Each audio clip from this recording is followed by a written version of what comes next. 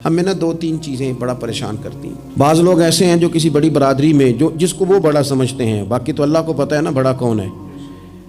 کسی بڑے قبیلے میں جس کو دنیا میں بڑا گردانا جاتا ہے، اس میں اگر وہ پیدا ہو گئے نا تو ان کا یہ گمان بن گیا ہے کہ شاید میرا یہ حق تھا، تو چونکہ مجھے اللہ نے پیدا یہاں کیا ہے تو معاذ اللہ میرا حق بنتا ہے میں تکبر کروں۔ بار بار اپنے لفظوں میں، جملوں میں، اپنے رویوں میں اس بات کا وہ اظہار کرتے ہیں۔ کچھ لوگوں کو اللہ تعالیٰ دولت دیتا ہے، دولت اگر محنت سے ملتی تو سب سے زیادہ مزدور کے پاس ہوتی، کیونکہ وہ سب سے زیادہ محنت کرتا ہے۔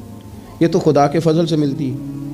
اب جس کو مل جاتی ہے وہ سمجھتا ہے مجھے ملنی ہی چاہیے تھی، ملنی چاہیے تھی، اب وہ کسی تکبر کا شکار ہو جاتا ہے۔ حالانکہ مالک بڑا بے پرواہ ہے۔ صبح کے تخت نشین شام کے مجرم ٹھہرے، ہم نے پل بھر میں نصیبوں کو بدلتے دیکھا۔ ایک منٹ لگتا ہے، انسان کمزور ہو جاتا ہے۔ تو لوگ دولت کے زور پر اپنے آپ کو تکبر کا شکار کر لیتے ہیں، اور بعض لوگوں کو اللہ تعالیٰ اپنے فضل سے علم عطا کرتا ہے، اور اس سے مراد صرف دینی علم ہی نہیں۔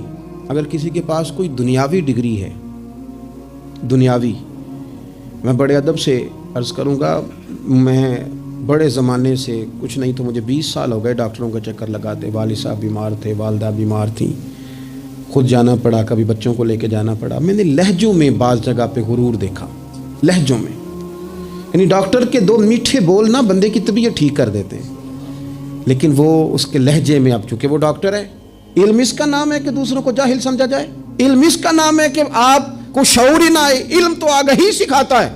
اگر عالم ہو کر اپنے باپ کا حیا نہیں کرتا تو پھر یہ کورس ہیں، اس نے لفظ سیکھے ہیں ایڑے ترچے، اسے سمجھ ہی نہیں آئی لوگوں سے پیار کیسے کرنا تھا۔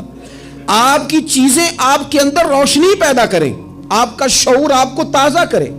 دیکھیں نا، جتنا پھل زیادہ لگ گیا ٹہنی اتنی جھک گئی، اور اگر آپ پھل کا بھی اظہار کر رہے ہیں اور ٹہنی آپ کی اکڑی ہوئی ہے، اس کا مطلب یہ ہے کہ آپ کے اندر وہ شعور پیدا نہیں ہوا۔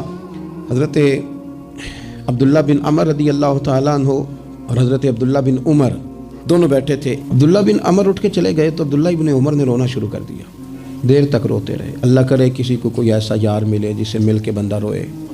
وہ چلے گئے، انہوں نے رونا شروع کر دیا، روتے جا رہے ہیں۔ بچوں نے کہا کیوں روتے ہو؟ کہنے لگے یار وہ عجیب بات بتا گیا ہے۔